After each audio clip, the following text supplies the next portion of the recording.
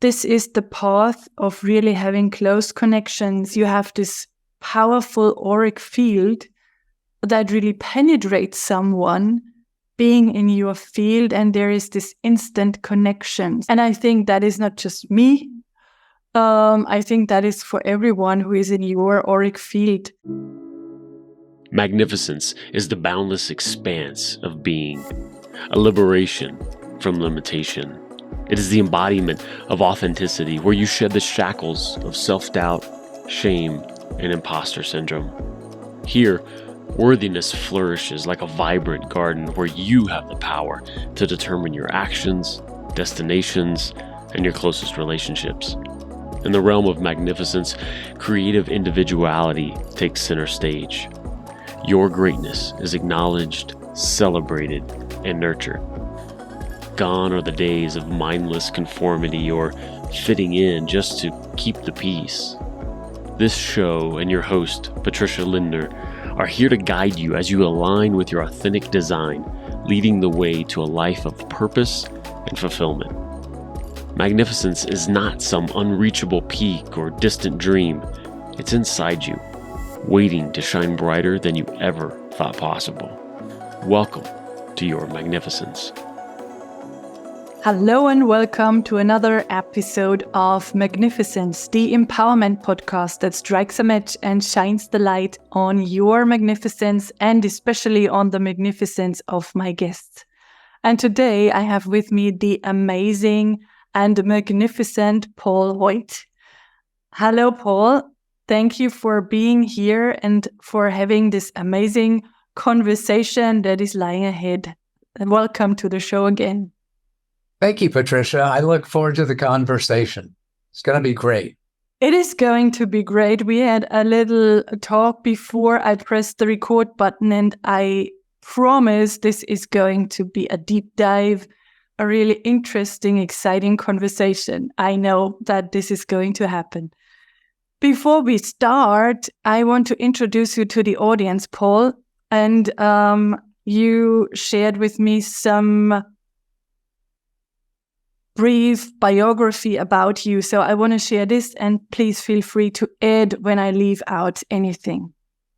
So Paul is both a master business consultant and personal coach, known for his passion to help others succeed in every area of life.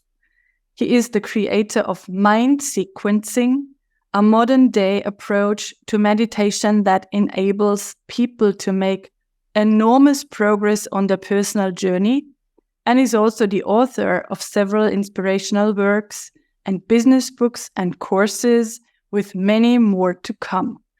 This is amazing. I stop here because I would love you to talk more about all the good stuff, about the books, about mind sequencing, and about everything that you do and that you share with the world. So welcome again. Please share a little bit about yourself, Paul. Oh my goodness, where to start? It's a long story because it's been a long journey. As I often say, I've been in business for 50 years or so. The first 30 years of my career were spent in information systems, being a computer programmer, a vice president of information services, had my own company several times. The last 20 some years have been as a business coach and business consultant. And all the time I was doing that, as I like to say, I've been trying to get my shit together for 50 years, and it's really starting to pay off. So, I've had these dual tracks of wanting to be a very good businessman and be able to bring value to people in their businesses, but also wanting to be the best person that I could be, and exploring all kinds of systems out there that would help me be the happiest, the most loving and kind, the most confident, the most peaceful, the most wise, just the best person I could possibly be. And have made a lot of discoveries for myself and developed systems that have worked for me that now I'm sharing with other people. So I write books and do whatever I can to share a little love and light in the ways that I can with everybody. That is amazing. That is amazing. And so there is so much more to talk about.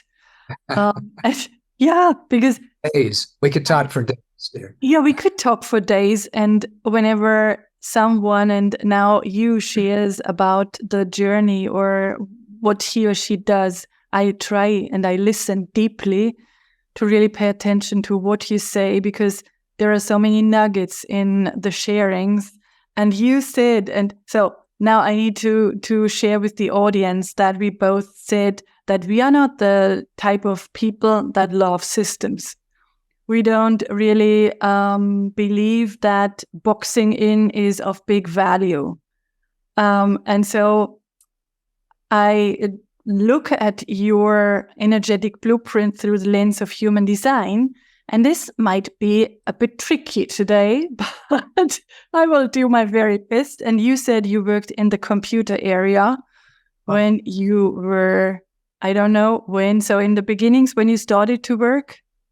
From 1970 through 2000, for 30 years, I was a computer programmer and information systems specialist. And that was so amazing that you shared this, because that gave me the confidence to share a little bit about your chart. And I want to share about the chart right now. So here we go. This is your chart. And of course, this looks like, this is a defined system, and this is Paul, and he can do this and that and nothing else. But that's not the way I look at a human design chart. I mainly use it as a way to start the conversation and to see what is possible. And as you are not familiar, so I don't know how much you know about human design, Paul. I would love to quickly share that your type is generator. That is the very general way to put people into types of personalities. And generators are here to do the work. They have a lot of energy to really do the work. I love the word alchemist better, and I think that fits in your case much better. Figuring out the best of the best. And I can really picture you trying and retrying and not liking what you learned, or maybe taking the thing out of what you learned and keeping that, but then expanding on something else, and then maybe thinking in a totally different direction. That is the generator. And maybe that resonates with you. So this is someone who wants to move on, to climb the mountain, to become better, to become the best version. So this is just a quick sharing about the generator. But as you said, computers, and you worked for a long time in the area of computers. Believe it or not, Paul, when I prepared your chart, and I have this autistic creative brain, I'm not about numbers, so this is really miraculous that I work with human design. I look at the chart from this autistic perspective, and you might see it as well. What stood out, it jumped out to me. It was this green triangle. And it was the green triangle which comes with 6 gates. I never had someone having a center with 6 gates. So each number is called gate. Mm-hmm. And you have 6 gates in one center. And so this really stood out. And for me, the big headline was, so I know you a little bit. Wow, he's a computer brain. He is the computer. So, but not boxing you in. But this is what stood out. I want to share a little more before I stop the screen share, and we can dive into what you want to say about that. The Ajna Center, this is the green triangle. The Ajna Center is the analytical center, the analytical thinking center. It is sort of your computer speaking energetics. It is a reliable way of processing information. It is the ability to feel certain about opinions, concepts, theories. So you like them or you don't. You figure them out. You are certain about that. And you can influence others with your thinking. So this is the general topic of someone who has this colored in and defined. And then there are specialties, and I never did that before. But for this show, I thought I wanna, and I can share my quick notes that you see. I'm the creative brain, the non-linear thinker. So what I did, I drew a little picture of what this means to me, all the gates, because I could read it out, but you could read this in a book. But I put it all together in a picture. And I want to share with you without telling you, oh, gate 47 is exactly this and that. And so just summarizing what is hidden in all those numbers. This is someone, and you then tell me nonsense, or you tell me, okay, interesting. So someone who deals with past experiences and wants to create concepts out of past experiences. Someone who is related to the past and wants to really conceptualize past experiences.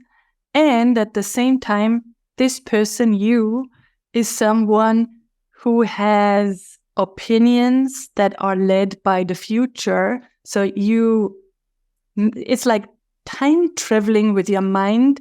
You can figure out things that are relevant in the future to be of service in the here and now. So this is the past and the future part of you. If this is true, then for someone with this constellation, a lot of ideas are coming in all the time. You're never running out of ideas within your whole lifetime.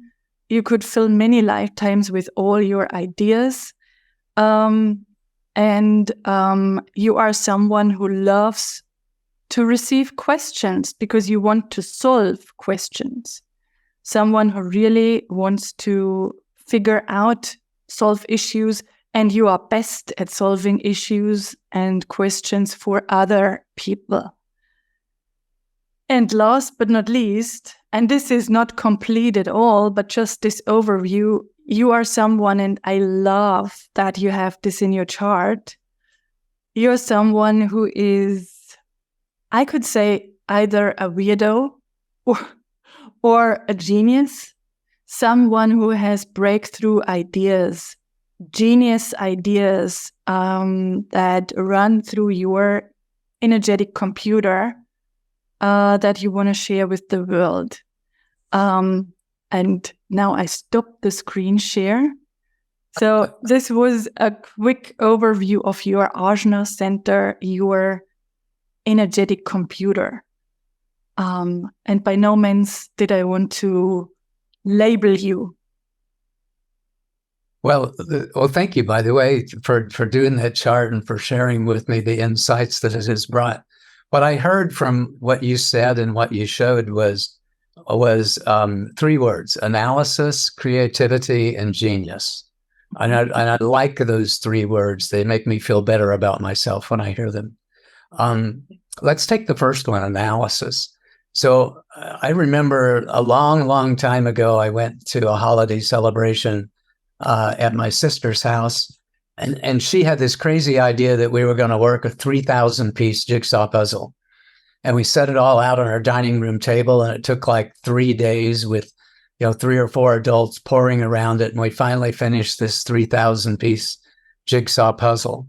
Well, life to me is a 100,000-piece jigsaw puzzle with so many different wise people and certain people and confident people and dozens and hundreds of different religious systems and ways of looking at life and understanding life, and people who say, do this and do that, wear these clothes, say these prayers, eat this food, don't do this, but please do that. and trying to analyze all of those and organize all of those and reconcile all of those different thoughts and ideas has been the work of a lifetime. So in addition to analyzing, business problems and developing plans and writing computer programs, I think a great deal of my life was spent on reconciling all of those different differences. I mean, how could they all be true? How could divinity, God, however label that you put onto that, the superconscious, deliver the truth in so many different little pieces to so many different people and cultures, such that there would be such a wide variety of truths out there, of religious and spiritual systems out there. So I certainly have done that. And like, so many other people before me have come to some grand understanding of the way that life works. And by the way, I'm far from the first person to have done that. What comes to mind is Florence Scovel Shinn's works, The Game of Life and How to Play It, Wallace Wattles' As a Man Thinketh, and so many other books out there that essentially espouse the same truth or deep understanding of all the underlying principles that I have come to understand too. And I do my best to communicate those. And in the books that I've written, I'm getting ready to publish my 6th book that I'll talk about here in a minute. But I've also written 7 other books that I haven't published that hopefully at some point in time I will do that. I've been journaling this inner journey for well over 50 years as well. In fact, just yesterday, I was looking through some old pieces of work and found some things that I wrote in high school and in college that were really quite interesting to look back and see where my mental processes were, where my understanding of life was, 60 years ago. It was quite interesting. Second one is creativity. I handed on that. I'm every day when I get up, it seems that I am blessed with some thoughts that I consider important enough to write them down. So I write them down, and when I get a collection of them, I put out a book about that.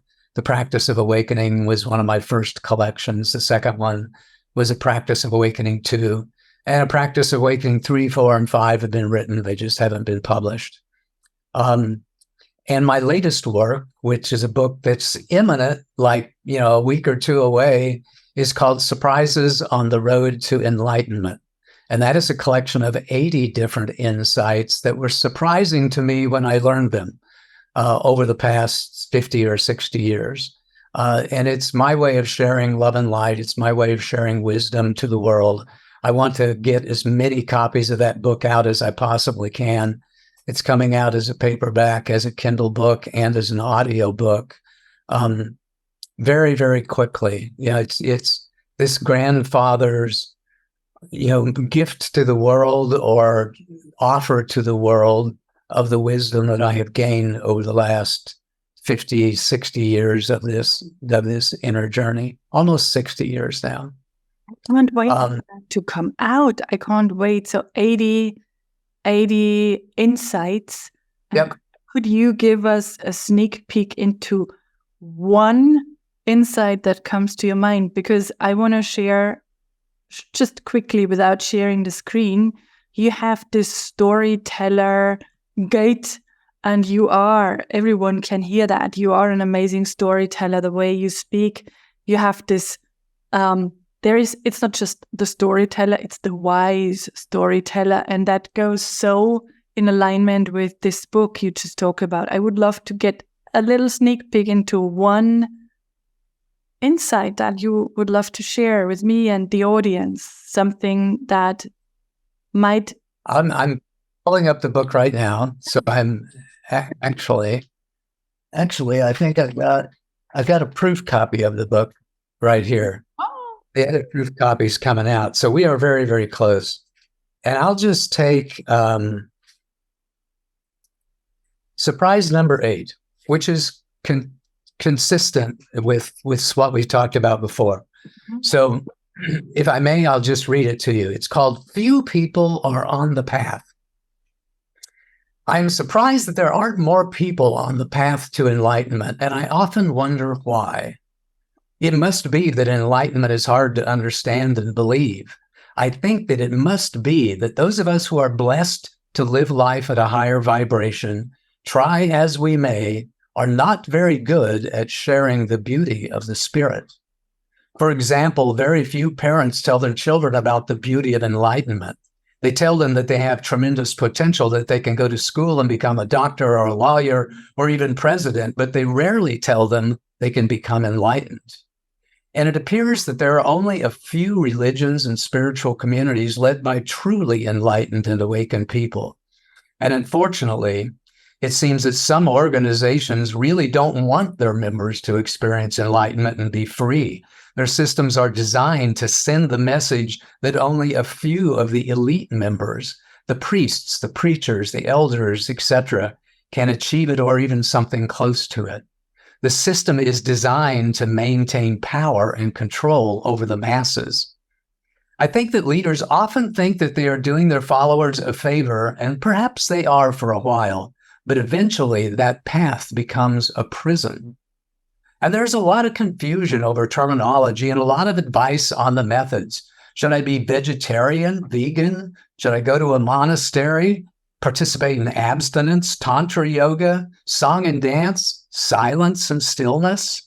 And as they say in sales, the confused mind won't buy.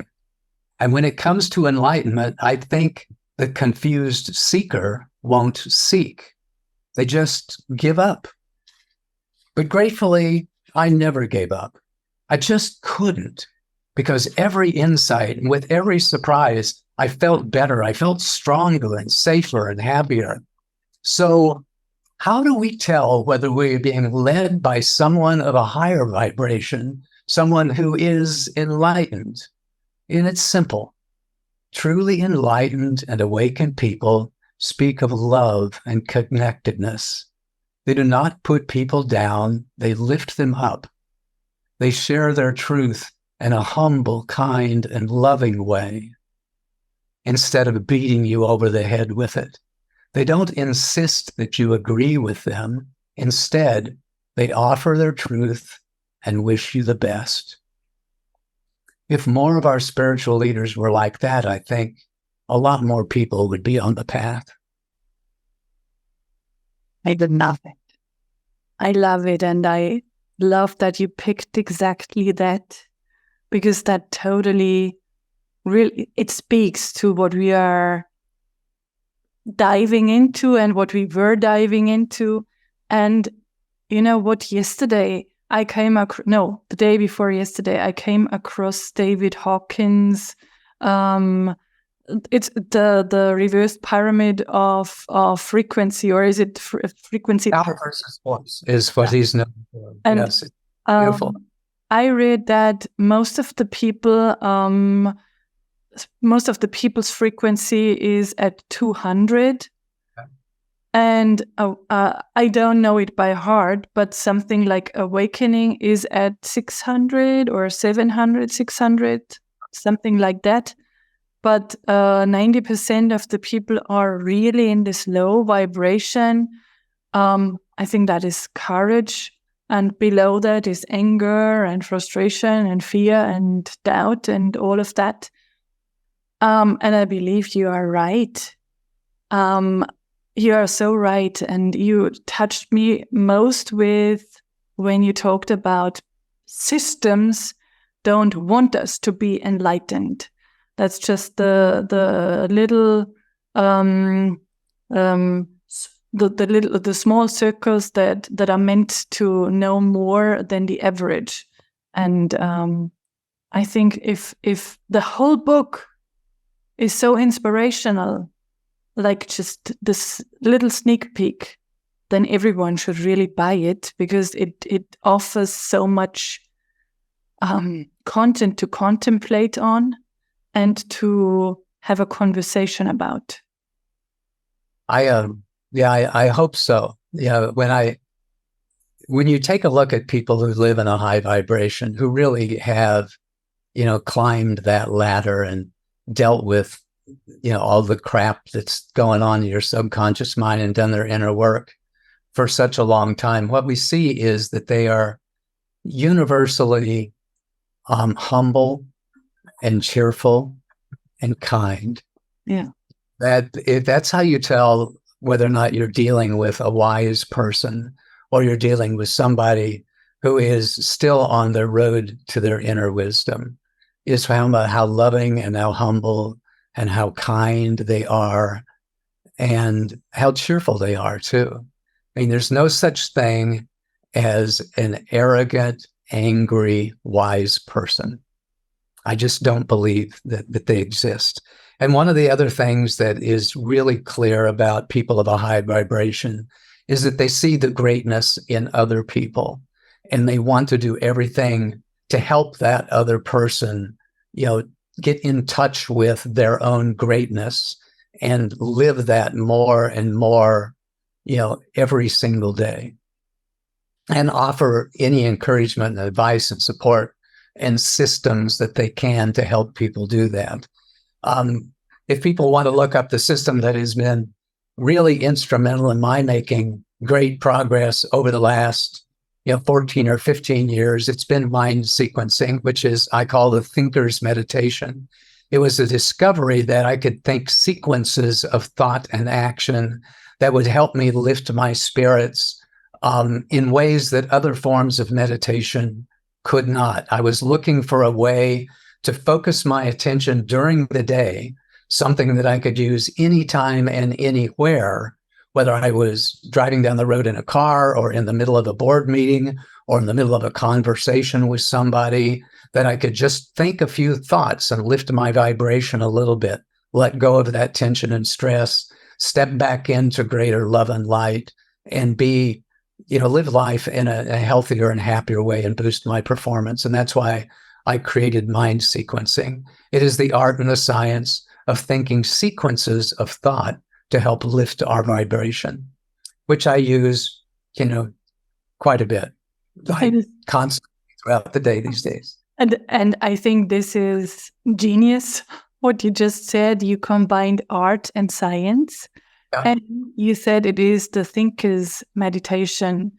And now I need to refer back or relate back to your chart. The green triangle center is the center of a thinker, totally mind-driven person, someone who analyzes and thinks about things, processes things, and especially those people. And I'm so grateful that you developed this mind sequencing, because there are so many people out there that can't imagine to meditate, to just sit there and meditate, and then they are interrupted by all those thoughts and their mind chatter. And just, if I got it right, it is especially for people who want to lift their frequency, want to meditate, but feel like meditation is not for me. Did I get this right? It's something they can use when you're a little bit tense, a little bit anxious, and a little bit agitated in some way as well. So here's an example of one of the sequences that I use.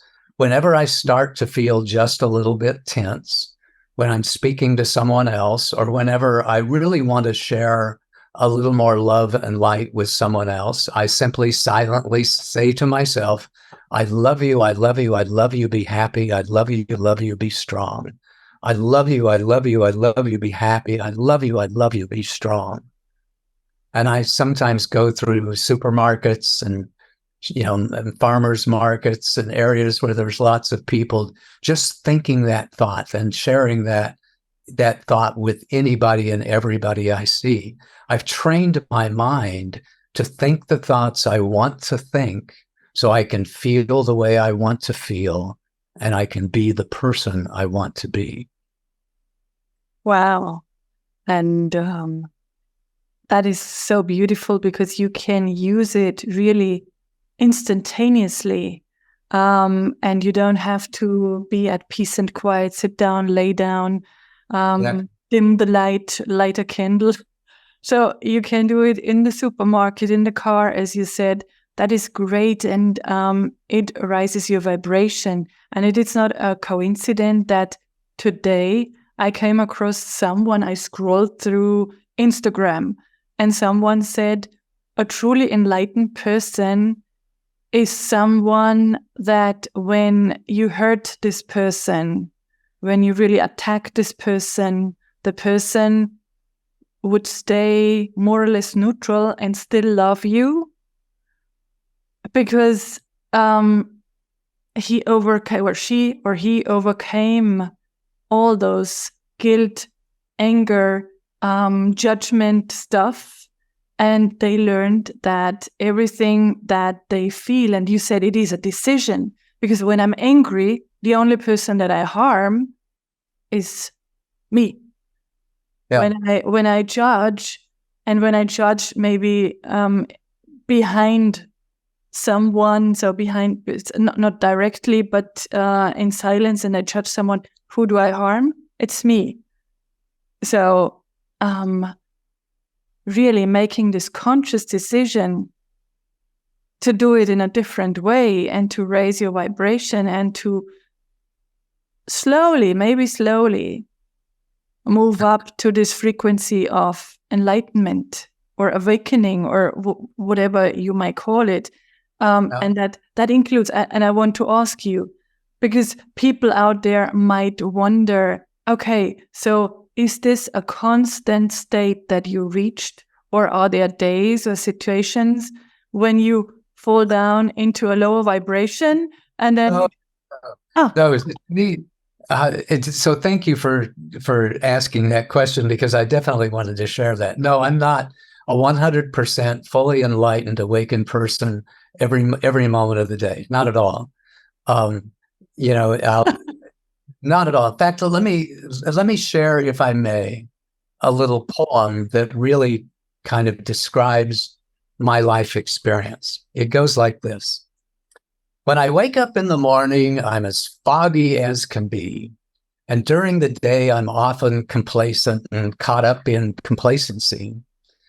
And whenever I get tired or thirsty or hungry, I can have such low energy. And sometimes I'm even triggered into the shadows so unexpectedly. Then I awaken and remember that there is this greatness in me, and that it's always so much better than I remember or imagine it to be. For when I completely surrender all that I thought was me and become my very best expression of divinity, I have perfect peace and boundless joyful energy, incredible strength and conscious flowing clarity, an amazing limitless love for all I see. For there is an angel. There's an angel in me, and it's a beautiful angel, this angel in me. Then I remember that there are 1,000 ways to shift my energy, and that awakening is a skill. The practice always pays off, not only immediately, but every day for the rest of my life, until the end of me. And I know that I will return. I will again be the best that I can be, and so I choose to do so right now. It's as easy as 1, 2, 3. I choose, I shift, I am. I choose, I shift, I am. I choose to be peaceful and calm, and I am peaceful and calm. I choose to be patient and strong, and I am patient and strong. I choose to be awakened and wise, and I am awakened and wise. I choose to be loving and kind, and I am loving and kind. I choose to be joyful and free, and I am joyful and free. I choose, I shift, I am. I choose, I shift, I am.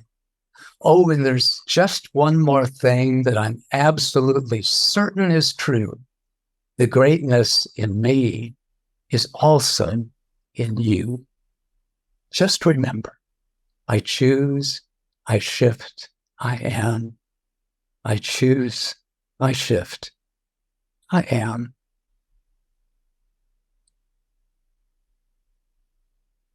Magnificent. Magnificent. And just let me have a guess about the author of this poem. So it sounds as if it is your poem. Oh, yes. Yes. Yeah, because I thought of, you wrote a book with the title of The Angel in Me, right? Something like that. The first book, The Practice of Awakening, was originally titled Becoming the Angel Within. It was this discovery that I hope everybody can discover, and that is this divinity, this spark of divinity, this angelic presence that's within us, that we can discover, remember, embrace, and eventually become. The Earth Angel. So beautiful. And so again, you bring together a reality that you oftentimes feel foggy, tired, hungry, angry, and then you can choose. And then you can choose. And sometimes I choose that I want to be angry for at least the next 20 seconds. I want to be angry and know what one could keep me from being angry.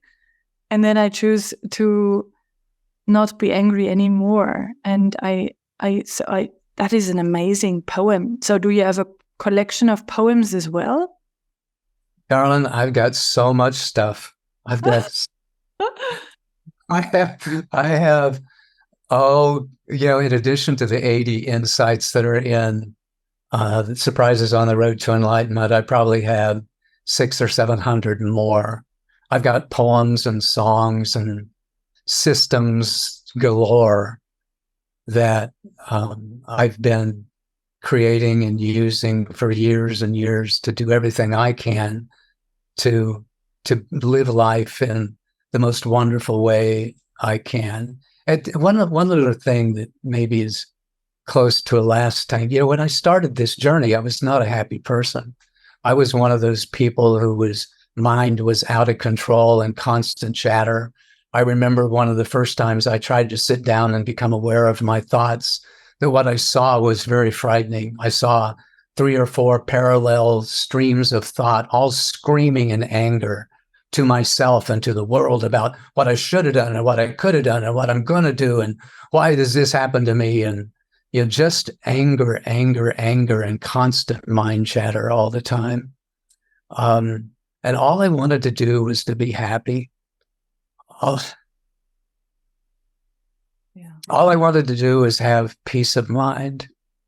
And at some point in time, I discovered that I was happiest, that I felt most alive, that I felt most fulfilled when I was filled with love, when I was filled with kindness and compassion and forgiveness, whenever I was encouraging and supporting of others, whenever I held other people in reverence, whenever I saw the greatness in them, when I loved other people. That was the best feeling that I could ever have. And that's been my life's work, was to be that loving and kind person as often as I possibly could and to help others do the same. So now Paul, I have 2 ways that I could follow. And one is, so I think this is the stronger one. What if someone disappoints you or hurts you? What about this loving way? I just want to, so this is really practical. I wanted to go a different direction, but this is what really interests me because I so much adore that you say, and I want to be loving every day and kind every day. And I thought, yes, that's what I want too. And sometimes it feels like, no, I don't want to be the doormat, because sometimes people take advantage of someone being kind and loving. Yeah, I have a poem for that one too. Okay. It's a much shorter poem. It goes like this. This person is wounded, so I'm backing away. I'll do what I can, and we'll both be okay. Okay. Yeah. And this is such a great piece of advice inside of this poem. Nice. Yeah. Yeah. Yeah, I use that one every once in a while. And then I go back into I love you, I love you, I love you, be happy, I love you, be strong. Sending them really the honest wish for them that they are able to find a way to let go of their tension, their stress, their anger. Their anger, their assertiveness, their aggressiveness is really a response to their fear. Yeah. They're trying to protect themselves in some way. Yeah, I'm sure. I'm sure that we love them in spite of their way of trying to protect themselves is lashing out at others. Yeah. Yeah. And you need to. So maybe I'm not right. Maybe I am. This is where you can grow into through this practice, because when there is a lot of conditioning and people attack you, and that is so I just vulnerably share when someone attacked me. So I'm much better at that, not taking it personally when someone says something to me or disappoints me or says something that is not really nice. I'm much better. But let's say 5 years ago, maybe even 5 years ago, I felt like I need to burst into tears, feel ashamed, feel like I'm wrong, I'm a failure. And I think it is a decision, and it is a practice of deconditioning what we learned we are, so that we can bring out what you said in the beginning, the best of us, the angel inside. Yeah, the words patience, confidence, and faith came up for me. Mm-hmm. Patient, I can be confident, I can have faith that I will be okay and that this person will be okay. Yeah, and find that. So let me share with you one of the things that, if I may, and I appreciate you taking a little extra time here with me. The gift that I have to give to the world, I call the path of 3 questions. The path of 3 questions goes like this. Question 1 is, who am I when I am at my best?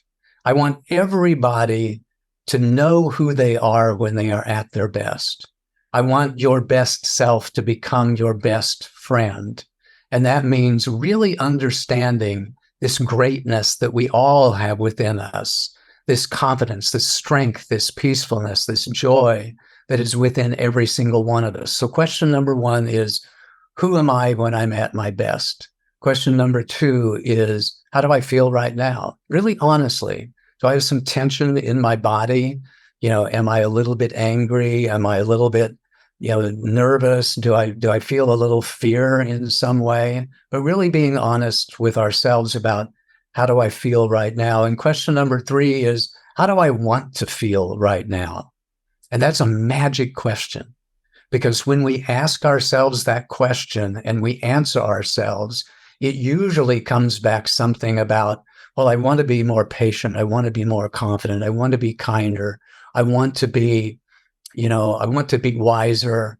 I want to be more relaxed. And immediately when we say those words to ourselves, we begin shifting our energy towards that.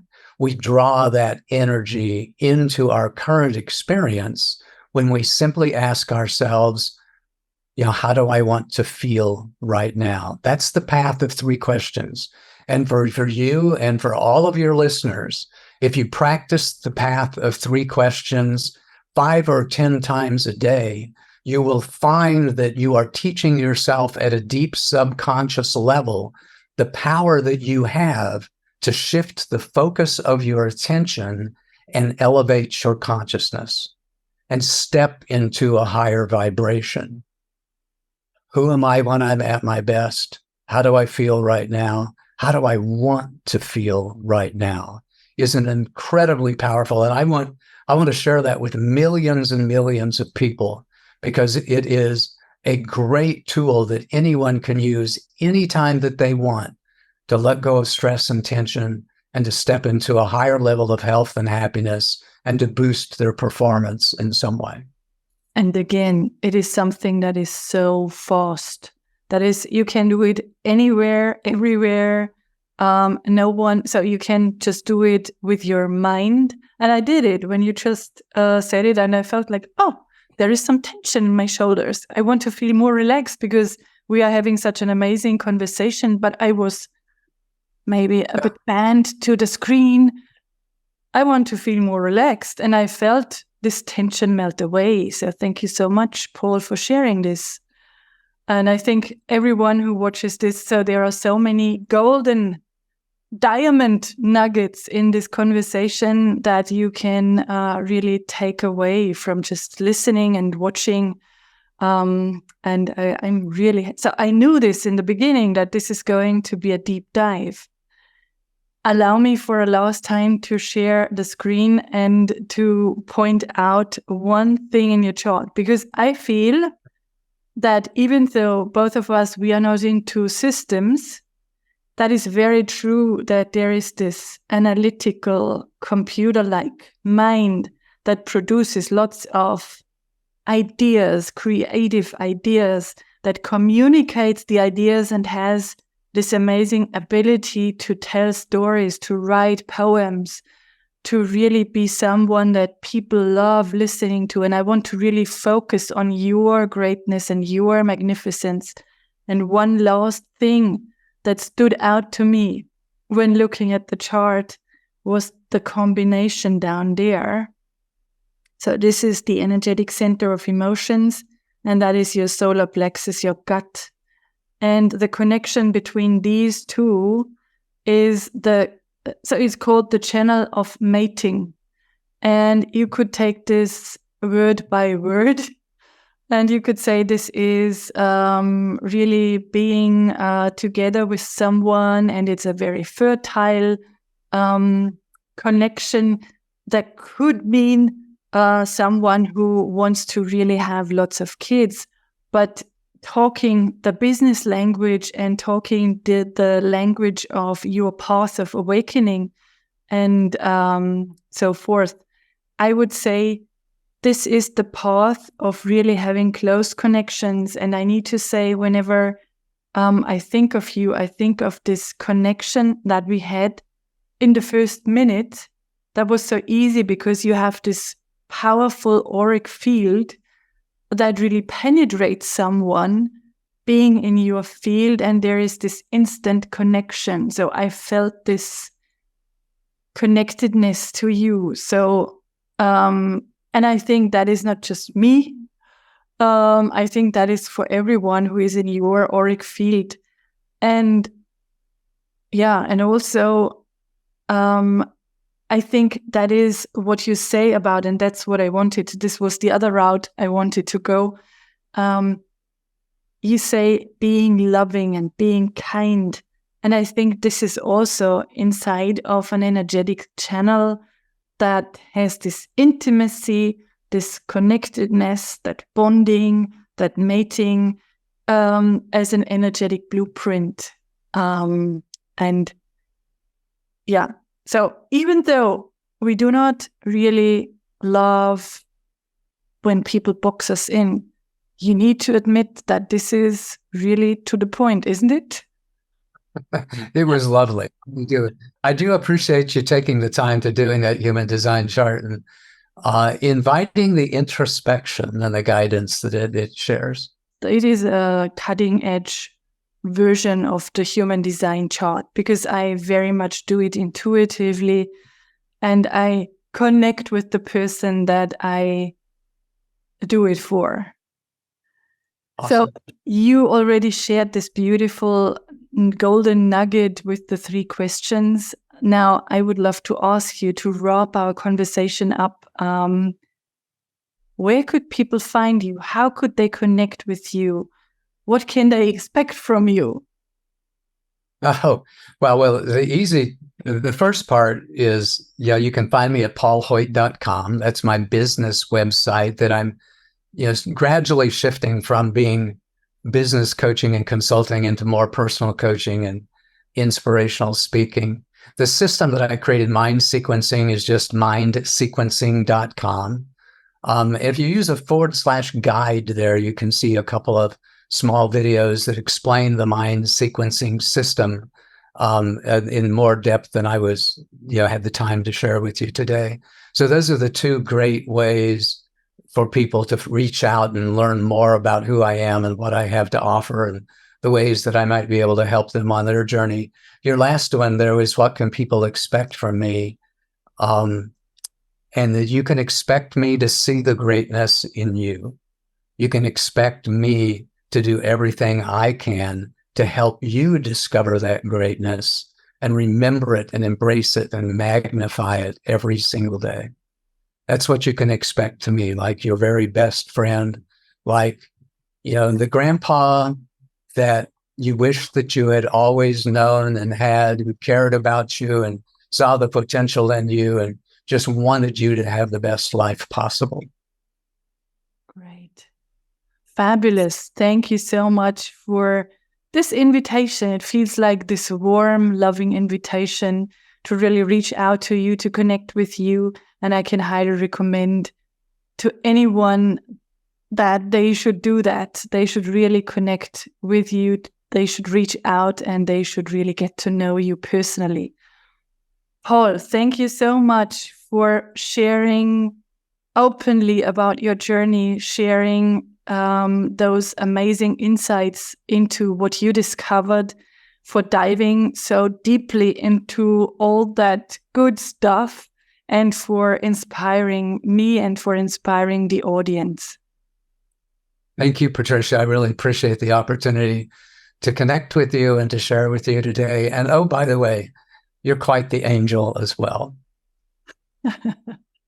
Thank you so much. And I was about to say this was another episode, a fabulous episode, a deep diving episode, a magnificent episode of Magnificence, the empowerment podcast that strikes a match and shines the light on your magnificence and your greatness, as Paul said.